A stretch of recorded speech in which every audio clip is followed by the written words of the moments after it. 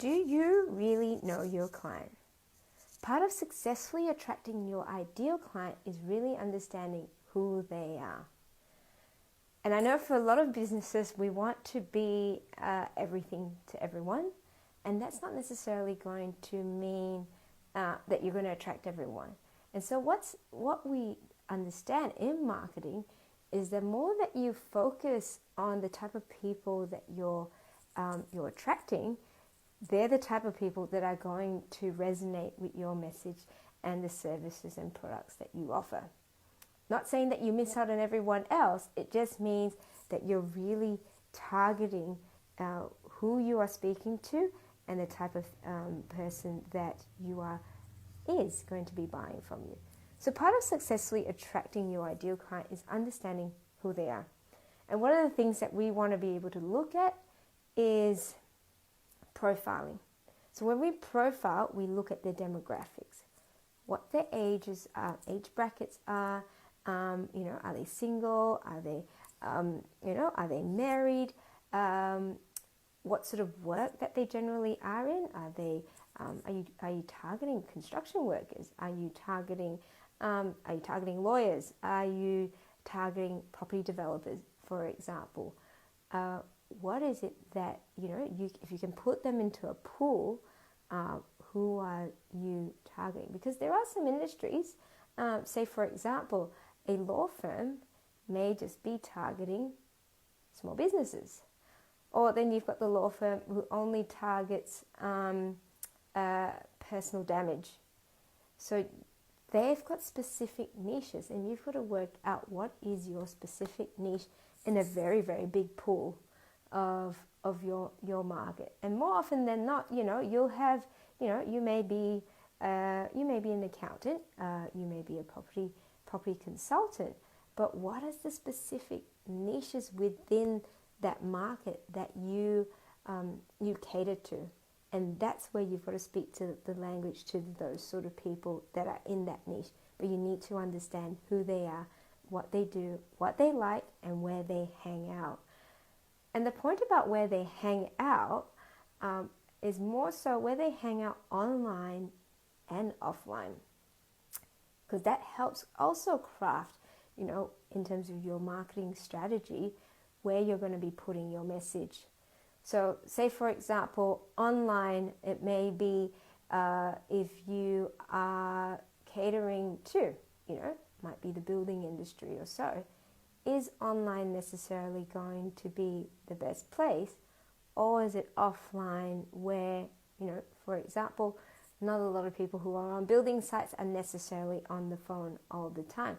So understand where it is that they hang out. And you, as the expert, have a much better idea of what that area and location can be offline. It could also be that they're very much online as well. So it's, social media. Is it Facebook? Is it LinkedIn? Is it Instagram?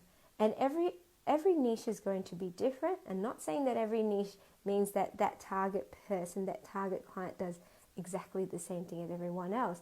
But that target client needs to be covering most of who it is that you're looking to attract. More importantly, what this allows us to do is to identify what their pain points are. So what are we talking about in terms of pain points? It's what keeps them up at night. It's the things that are worrying them about their business or their personal circumstances and the challenges that they're going through. So for example, with the clients for your property VA, a lot of the pain points are predominantly around, being able to generate more leads, to create more sales, and also to be able to free up time to be able to focus on more important things in their business or their personal lives. So this is where we have our messaging around those two things, whether it's time freedom or lack of time freedom, and also attracting new clients. So understand where they are in their journey and the pain points, and then you can craft your message around it.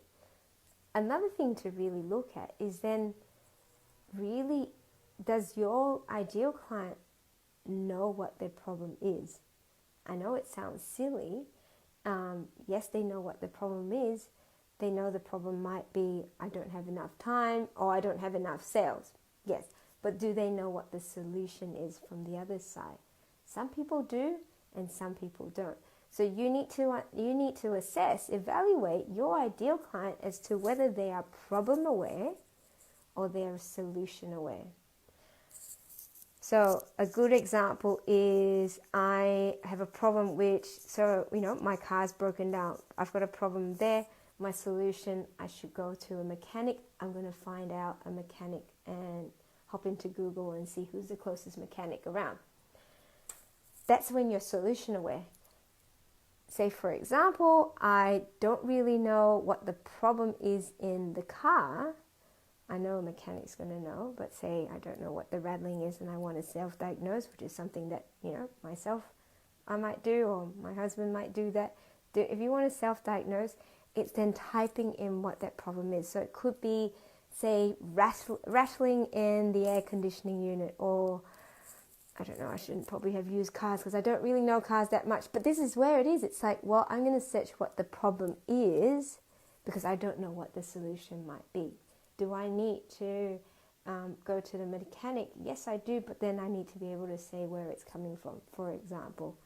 So that's the difference there and that's the power, again, of knowing where your ideal client is at in their journey, so that when you're marketing, you're actually that's the power of, say, Google AdWords or Facebook ads, in those keywords that you're going to pick up, because that might be something that people are typing out in terms of, here is my problem, rattling engine something, as opposed to, I'm going to go straight to the mechanic.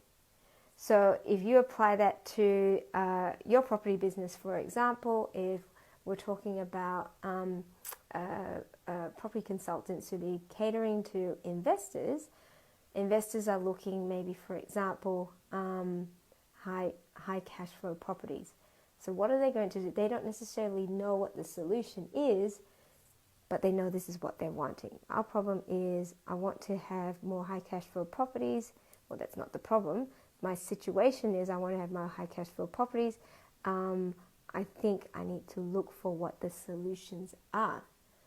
So then you ask yourself, is your website, is your Facebook, is that optimized for people to be able to see you and for you to be in front of people when they're populating that search term, and that you're coming up high in the rankings for Google or whichever, and even in Facebook as well.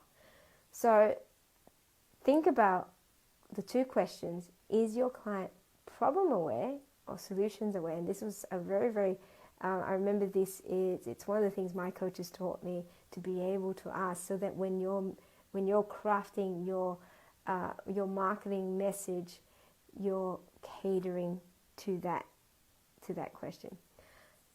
And then it comes down to, what is it that your product or service is doing to address the problem or pain point that they're having. And it very much needs to be, like I said, drilling down to say, well, if the problem is I'm having trouble looking for the right high cash flow properties, and I don't know where to go, then you sort of go, well, I don't know. So the solution, is it an education piece, or is it just the product, or is it the education piece to begin with and then the product?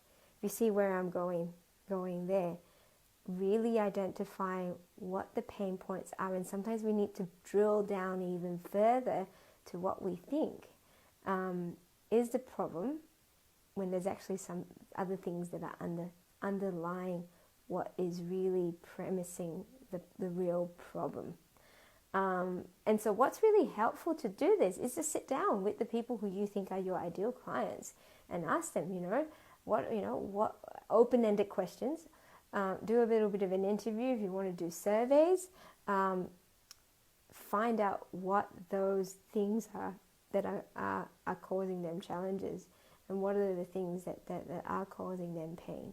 And they're not necessarily physical pain, but it's the emotional, it's the financial pain. What are those things that are important to them? So what I'd like to do is to ask you if if you know who your ideal client, what your description is of that person, share it with us below. And if you want to work through and work out who your ideal client is, comment attract below for our Find Your Niche worksheet that you can go through and work through, and hopefully help clarify who that ideal client is for you, because that's the person that you want to bring into your business, and that pretty much in and out, that you can provide a fantastic service to them. Have a great day. Hope that was helpful, and take care. Bye-bye.